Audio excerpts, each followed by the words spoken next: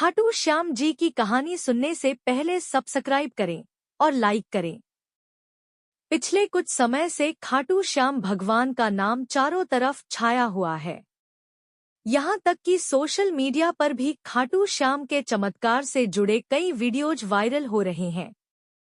खाटू श्याम जी का दर्शन करने के लिए न केवल आसपास के गांवों बल्कि देश भर से लोग आते हैं। बता दें कि खाटू श्याम को हारे का सहारा भी कहा जाता है, पर इसके पीछे की कहानी क्या है, इसकी जानकारी बहुत कम लोगों को है। खाटू श्याम जी के जन्मदिन पर आइए जानते हैं खाटू श्याम भगवान से जुड़ी दिलचस्प बातें।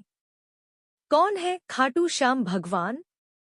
कृष्ण के कलयुगी अवतार को ही खाटू श्याम के नाम से जाना जाता है। राजस्थान के सीकर जिले में खाटू श्याम का प्राचीन मंदिर बना है, जहां हर रोज लंबी लंबी कतारों में लोग दर्शन करने पहुंचते हैं।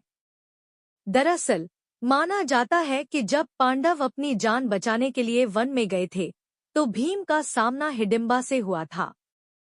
हिडिंबा के पुत्र का नाम घटोखा रखा और घटोखा के पुत्र का नाम बर्बरीक है, जिन्हें आप खाटू श्याम के नाम से जानते हैं। श्री कृष्ण का जिंदा सबूत। खाटू श्याम को क्यों कहा जाता है हारे का सहारा? जया किशोरी को अक्सर खाटू श्याम के बारे में बात करते हुए देखा जाता है। उनका कहना है कि वो बहुत कम उम्र में वहां गई थी और उसके बाद से उन्होंने कभी पीछे मुड़कर नहीं देखा। जया किशोरी बताती हैं, श्री कृष्ण ने ही श्याम बाबा को यह आशीर्वाद दिया था कि कलयुग में तुम मेरे नाम से जाने जाओगे। इनका जिक्र महाभारत में भी है। खाटू श्याम भगवान को हारे का सहारा कहा जाता है क्योंकि वो अपनी मां को बोलकर गए थे कि युद्ध में जो भी हारेगा मैं उसके साथ दूंगा। इसके बाद कृष्ण भगवान उनका टेस्ट लेने भी आए। भगवान ने खाटू श्याम से कहा था कि एक तीर से पेड़ के सारे पत्ते गिराकर दिखाओ। ऐसा कहकर उन्होंने एक पत्ता पैर के नीचे दबा लिया। इसके बाद तीर उनके पास आकर घूमने लग गया था।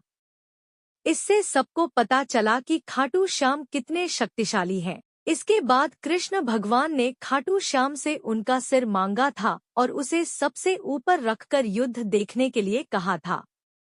यही कारण है कि उन्होंने हारे का सहारा कहा जाता है। अगर हमारी स्टोरी से जुड़े आपके कुछ सवाल हैं, तो वो आप हमें आर्टिकल के नीचे दिए कमेंट बॉक्स में बताएं। हम आप तक सही जानकारी पहुंचाने का प्रयास करते रहेंगे।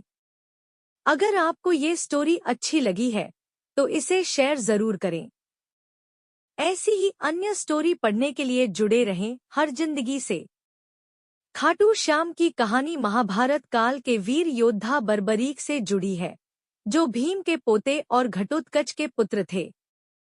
बर्बरीक ने भगवान श्री कृष्ण को अपना शीश दान कर दिया था, जिससे प्रसन्न होकर कृष्ण ने उन्हें कलयुग में श्याम नाम से पूजे जाने का वरदान दिया। बर्बरीक का यह शीश राजस्थान के खाटू गांव में प्रकट हुआ, जहां एक गाय प्रतिदिन दूध बहाती थी और बाद में इसका एक मंदिर बनाया गया।